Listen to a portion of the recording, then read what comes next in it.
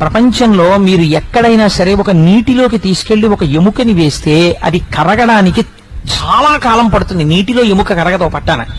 మీరు త్రయంబక క్షేత్రం దగ్గర ఉన్నటువంటి గోదావరి దగ్గరికి తీసుకొచ్చి ఒక ఎముకని వేస్తే చాలా తొందరగా ఎముక కరిగిపోతుంది. ఇంత శక్తి ఈ నీటికి ఎక్కడి నుంచి వస్తుందో ఎవరికీ తెలియదండి అని చెప్పాడు.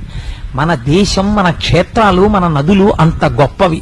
తెలుసుకోక, చేతకాక, 4 శ్లోకాలు రాకపోయినా, 2 పద్యాలు లేకపోయినా, ఓ పురాణం చదవకపోయినా, ఓ మైకట్టుకుని వెర్రికేకలేసే వాళ్ళకి ఈ జాతి వైభవం ఎక్కడి నుంచి తెలుస్తుంది? చదివితే తెలుస్తుంది. నీకు రామాయణంలో ఒక శ్లోకం చదవడం వచ్చా? నీకు రామాయణంలో ఒక శ్లోకానికి అర్థం చెప్పడం వచ్చా? నీకు ఓం త్రయంబకం యజామహే సుగంధిం పుష్టివర్ధనం అండం వచ్చా? నీకు చేత కాదు. నువ్వు నా జాతిని, నా మతాన్ని విమర్శించగలిగిన మొనగాడివా? మైక్లో ఎక్కడి నుంచి వచ్చింది నీకు ఈ కలేజా? మన చేతకానితనం. నిష్కారణంగా అబద్ధపు మాటలు పురాణాలు మాట్లాడరు, ఋషులు మాట్లాడరు, వాళ్ళకి అవసరం లేదు. నిరూపింపబడ్డాయి. అనవసరపు విషయాలు ప్రస్తావన చేసిన వాళ్ళు లేరు. రామదాసు గారు విమానంలో వెళ్ళిపోతే భద్రాచల క్షేత్రం వచ్చింది.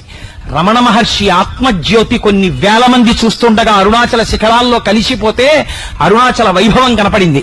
కేంద్ర ఆర్థిక మంత్రి అంతటి వాడు ప్రదక్షిణం చేస్తున్నప్పుడు జ్యోతి రూపంగా కనపడితే స్థాణువై నిలబడిపోయాడు.